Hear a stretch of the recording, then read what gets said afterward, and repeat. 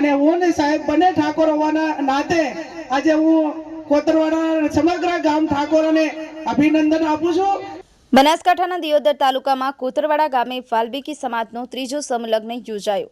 વાલ્મીકી સમાજ સેવા charitable trust Deodar આયોજિત વાલ્મીકી સમાજ ત્રીજા સમૂહલગ્ન મહોત્સવમાં ઉપસ્થિત, જેમાં કુલ 11 નવદંપતીઓએ પ્રભુતામાં પગલાં પાડ્યા।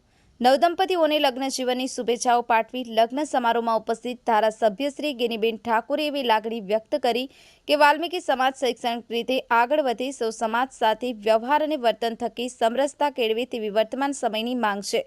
21મી સદી જ્ઞાન અને ટેકનોલોજી સદી છે, ત્યારે વાલ્મીકી સમાજના દીકરા દીકરીઓ શિક્ષણ મેળવે અને વ્યસન અને અંધશ્રદ્ધા જેવી બદીઓમાંથી બહાર નીકળે તેવી આશા વ્યક્ત કરી। વાલ્મીકી સમાજની વફાદારીનો અનેક ક્ષેત્રમાં ભવ્ય ભૂતકાળ રહેલો છે, તેને પ્રેરણારૂપી જ્યાં પણ જરૂર પડે ત્યાં એક નાગરિક તરીકે આગવું સ્થાન મેળવવાના પ્રયત્નો કરે। બાબા સાહેબ આંબેડકરે આપેલા બંધારણ મુજબ શિક્ષિત બનો, સંગઠિત બનો અને સંઘર્ષી બનો, તે પ્રેરણા લઈને પ્રગતિ કરો તેવી શુભેચ્છાઓ અન્ય સમાજના અગ્રણીઓ દ્વારા પાઠવી હતી। વાઘેલા પાચાજી સાથે ચેલાજી ઠાકોર, દી મિરર ન્યૂઝ, કોતરવાડા।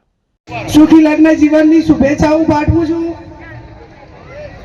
એ લગ્નની જવાબદારી, આજ લગ્ન કરીને સંસારની જવાબદારી સંભાળવા જઈ રહ્યા છે, ત્યારે દેવના દેવ મહાદેવજી ને પ્રાર્થના કરું કે એમનું જોડું અમર રાખે અને દરેક ક્ષેત્રની અંદર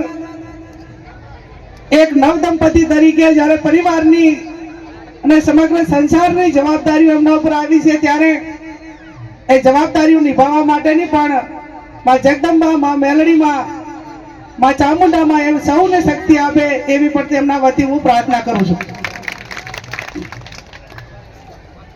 આજે આ ત્રીજો સમૂહ લગ્ન છે।